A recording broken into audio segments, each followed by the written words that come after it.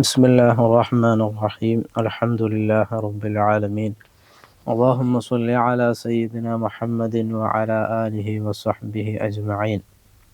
അള്ളാഹു സുബ്ഹാനഹു വ തആല എല്ലാത്തിനും കഴിവുള്ളവനാണ് എന്നാണ് അഹ്ലുസുന്നയുടെ അടിസ്ഥാന വിശ്വാസം.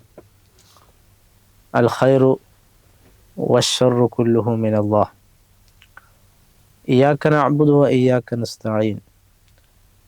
നിരന്തരമായി നാം പ്രാർത്ഥിക്കുന്ന ഒരു വചനമാണിത്. ഇയ്യാക നസ്തഈൻ, അല്ലാഹുവേ നിന്നോട് മാത്രമാണ് ഞങ്ങൾ സഹായം ചോദിക്കുന്നത്. ആ ആയത്ത് വിശദീകരിക്കുമ്പോൾ മഹാന്മാർ പറയുന്നതായി കാണാം, ഫിൽ ഉമൂരി കുല്ലിഹ, എല്ലാ വിഷയങ്ങളിലും ഞങ്ങൾ നിന്നോട് മാത്രമാണ് സഹായം ചോദിക്കുന്നത്. അഥവാ ഭൗതികമെന്നോ അഭൗതികമെന്നോ യാതൊരു വ്യത്യാസവുമില്ലാതെ എല്ലാം അള്ളാഹുവെ നിന്നോടാണ് ഞങ്ങൾ ചോദിക്കുന്നത്. കാരണം അള്ളാഹുവിനെ സംബന്ധിച്ച് അള്ളാഹു തന്നെ പരിചയപ്പെടുത്തുന്നത് വല്ലാഹു അലാ കുല്ലി ഷൈഇൻ ഖദീർ എന്നാണ്.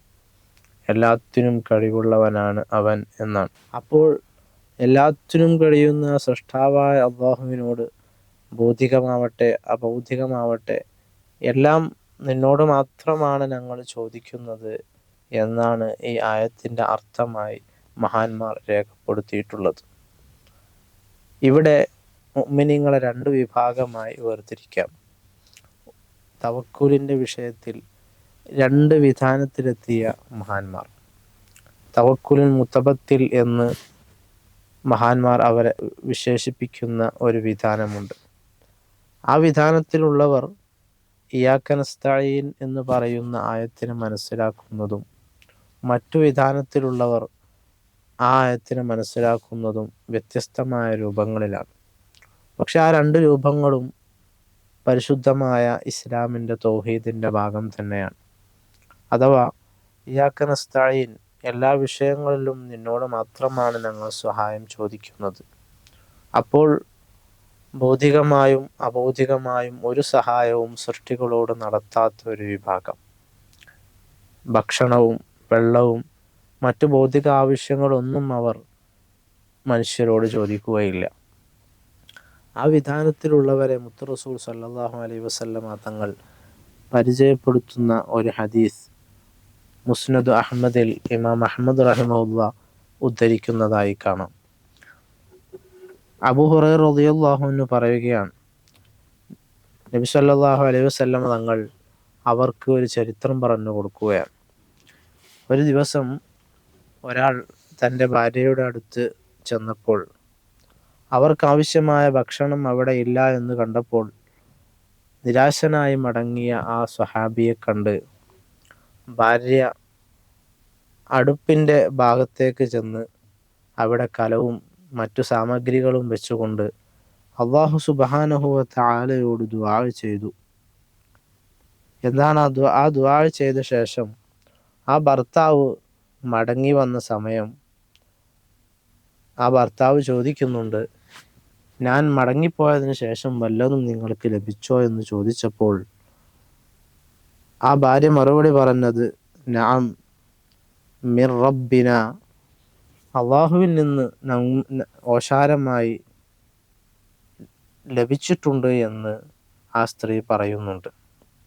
അഥവാ അതിനെ വിശദീകരിക്കുന്നിടത്ത് മഹാന്മാർ പറയുന്നതായി കാണാം, ആ ഭാര്യ തീർത്തും ഭൗതികമായ ഒരു ആവശ്യം, റൊട്ടി ലഭിക്കണം, മാവ് ലഭിക്കണം, അത് തീർത്തും അള്ളാഹുവിനോട് ചോദിക്കുന്ന ഒരു രംഗം ആണ് ഈ രംഗം.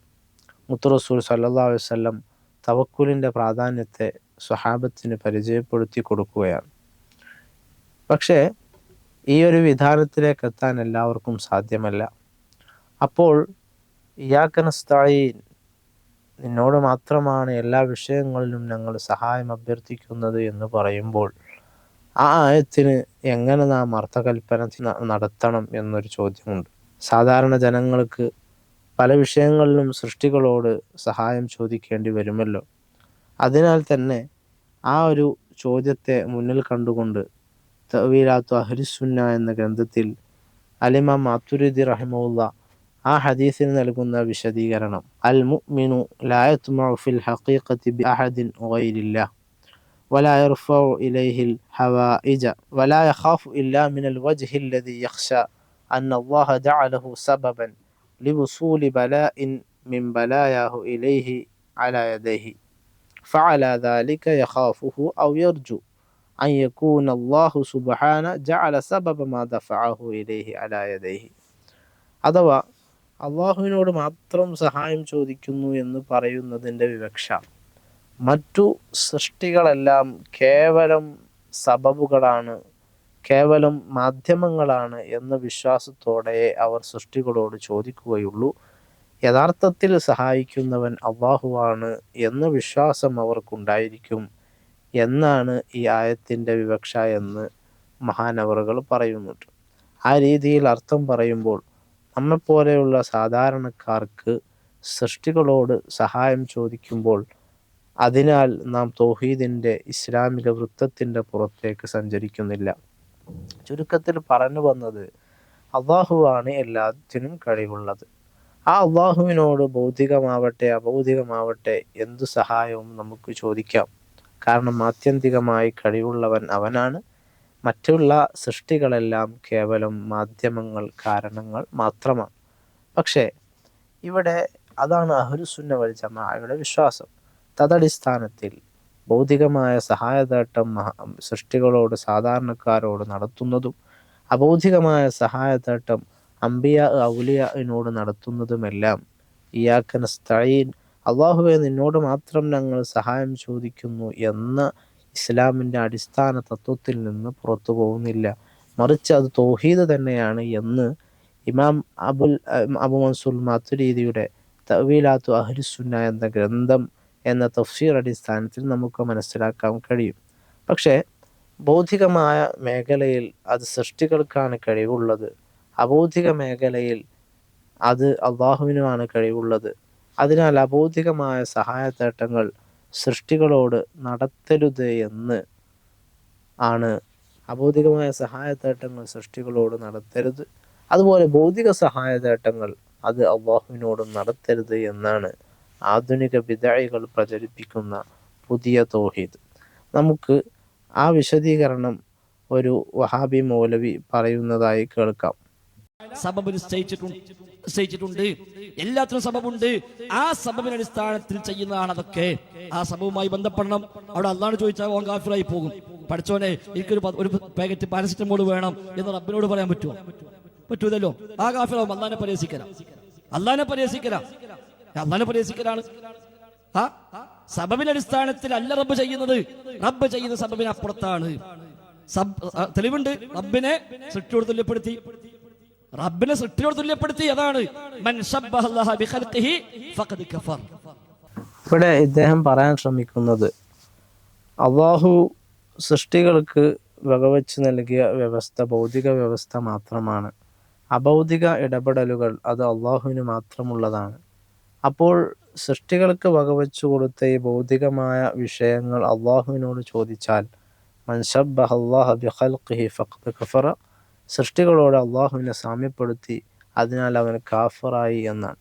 നേരത്തെ ഞാൻ ഉദ്ധരിച്ച ഒരു ഹദീസ് ഉണ്ടല്ലോ, അഥവാ ഭക്ഷണമില്ലാതായപ്പോൾ തീർത്തും ഭൗതികമായൊരു വിഷയം അള്ളാഹുവിനോട് ചോദിക്കുന്ന ഒരു രംഗം മുസ്നദ് അഹ്മദിൽ നിന്ന് ഞാൻ ഉദ്ധരിച്ചിരുന്നു.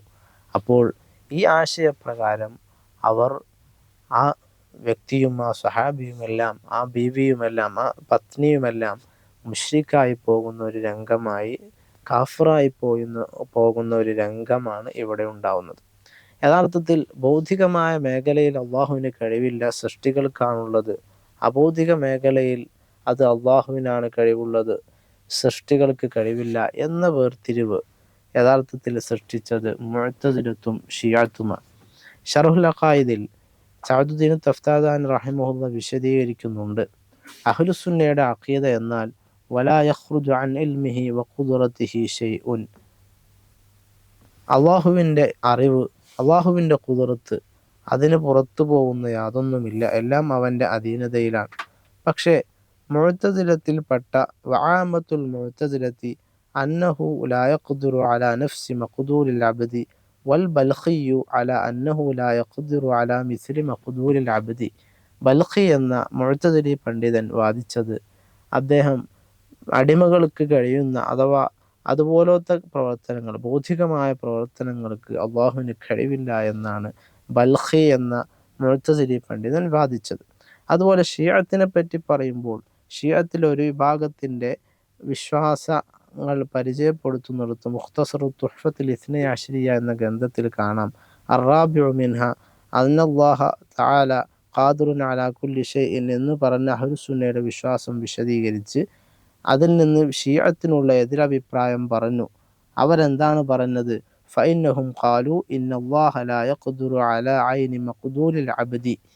അള്ളാഹുവിന് സൃഷ്ടികളുടെ ആ പ്രവർത്തനങ്ങളിൽ അവർക്ക് പ്രവർത്തനങ്ങളിൽ ഇടപെടാൻ അള്ളാഹുവിന് കഴിയില്ല, അള്ളാഹുവിന് ഭൗതികമായ വിഷയങ്ങളിൽ ഇടപെടാൻ കഴിയില്ല എന്ന് ഷിയഅത്തിലൊരു വിഭാഗം വാദിച്ചു എന്നും തുടർന്ന് പറഞ്ഞു വെക്കുന്നുണ്ട്. അഥവാ ഭൗതിക മേഖലയിൽ അള്ളാഹുവിന് ഇടപെടാൻ കഴിയില്ല, അഭൗതിക മേഖലയിലെ ഇടപെടാൻ കഴിയുകയുള്ളൂ. സൃഷ്ടികൾക്ക് അഭൗതിക മേഖലയിൽ ഇടപെടാൻ കഴിയില്ല, ഭൗതിക മേഖലയിലെ ഇടപെടാൻ കഴിയൂ എന്നുള്ള ഈ വിഭജനം സൃഷ്ടിക്കുന്നത് യഥാർത്ഥത്തിൽ മുഅ്തസിലത്താണ്. ആ മുഅ്തസിലത്തിൻ്റെ ആ പിഴച്ച വിശ്വാസം കേരളത്തിലെ എന്നല്ല ആധുനിക ബിദ്അകൾ ഏറ്റെടുക്കുമ്പോൾ അവിടെ യഥാർത്ഥത്തിൽ സംഭവിക്കുന്നത് അള്ളാഹുവിൻ്റെ ആധിപത്യത്തെ, അവൻ്റെ വിശാലമായ കഴിവിനെ ചോദ്യം ചെയ്യലാണ്. അഥവാ നാം വിശുദ്ധ ഖുർആൻ പരിചയപ്പെടുത്തിയല്ലോ, വല്ലാഹു അലാ കുല്ലി ഷൈഇൻ ഖദീർ, അള്ളാഹു എല്ലാത്തിനും കഴിവുള്ളവനാണ്. അവിടെ ഭൗതികമെന്നോ അഭൗതികമെന്നോ ഒന്നും പറഞ്ഞിട്ടില്ല. വഅന്നൽ ഖുവ്വത ലില്ലാഹി ജമീഅ, എല്ലാം കഴിവും അള്ളാഹുവിനാണ്. അപ്പോൾ എല്ലാ കഴിവുകളും അള്ളാഹുവിനാണെന്ന് പറയുമ്പോൾ, എല്ലാം അള്ളാഹുവിൻ്റെ ആധിപത്യത്തിലാണ് എന്ന് പറയുമ്പോൾ ആ ഒരു ആശയധാരയിൽ നിന്നാണ് അഹ്ലുസുന്ന വൽ ജമാഅ വരുന്നത്. അഥവാ അപ്പോൾ നാം സൃഷ്ടികളോട് സഹായം ചോദിക്കേണ്ടി വരുന്ന രംഗങ്ങളിൽ അതെല്ലാം അള്ളാഹു നിശ്ചയിച്ചു വെച്ച കേവലം കാരണങ്ങളാണ്. അതിനാൽ തന്നെ ഇയ്യാക നസ്തഈൻ, അള്ളാഹുവെ എല്ലാ വിഷയങ്ങളിലും നിന്നോട് മാത്രം സഹായം ചോദിക്കുന്നു എന്ന ആശയത്തിനോട് അഹ്ലുസുന്നയുടെ വിശ്വാസം വിരുദ്ധമാവുന്നുമില്ല. പക്ഷേ ഈ ഒരു ആശയത്തിൽ നിന്ന് പിന്മാറി ഇസ്തിഗാസയെ ശിർക്ക് വൽക്കരിക്കാൻ ശ്രമിച്ചപ്പോൾ ആധുനിക ബിദ്അകൾക്ക് സംഭവിച്ചത് മുഅ്തസിലി ധാരയോട് ഈ വിഷയത്തിൽ സമരസപ്പെടുകയും അള്ളാഹുവിൻ്റെ ആ വിശാലമായ ഖുദ്റത്തിനെ ചുരുക്കിക്കെട്ടി അഭൗതിക മേഖലകളിൽ മാത്രം അള്ളാഹുവിനെ പ്രതിഷ്ഠിച്ച് അള്ളാഹുവിനൊരു ദുർബലനാക്കി, അശക്തനാക്കി മാറ്റുകയാണ് ചെയ്തത്. അഥവാ ബിദ്അ തൗഹീദിൽ അള്ളാഹു സുബ്ഹാനഹു വ തആല അശക്തനാണ്, ദുർബലനാണ്. പ്രിയപ്പെട്ട ബിദ്അ സുഹൃത്തുക്കൾ, ഈ വിഷയം വളരെ ഗൗരവമായി ചിന്തിക്കേണ്ടതുണ്ട്. ചിലപ്പോൾ പ്രത്യക്ഷമായ അവരുടെ പ്രഭാഷണങ്ങൾ, വാഗ്ധോരണികൾ ഒരു മനോഹരമായി തോന്നിയേക്കാം. പക്ഷേ ആ ആശയങ്ങൾ അവസാനം എത്തിച്ചേരുന്നത് അള്ളാഹു ദുർബലനാണ്, അള്ളാഹു അശക്തനാണ് എന്ന് പറയുന്ന, അള്ളാഹുവിനെ ചോദ്യം ചെയ്യുന്ന ഒരു വിശ്വാസത്തിലേക്കാണ്. അതിനാൽ അത്തരത്തിലുള്ള വിശ്വാസത്തിൽ നിന്ന് മാറി നിൽക്കാൻ നാം ശ്രമിക്കേണ്ടതാണ്. വസ്സലാമു അലൈക്കും വറഹ്മത്തുള്ളാഹി വബറകാതുഹു.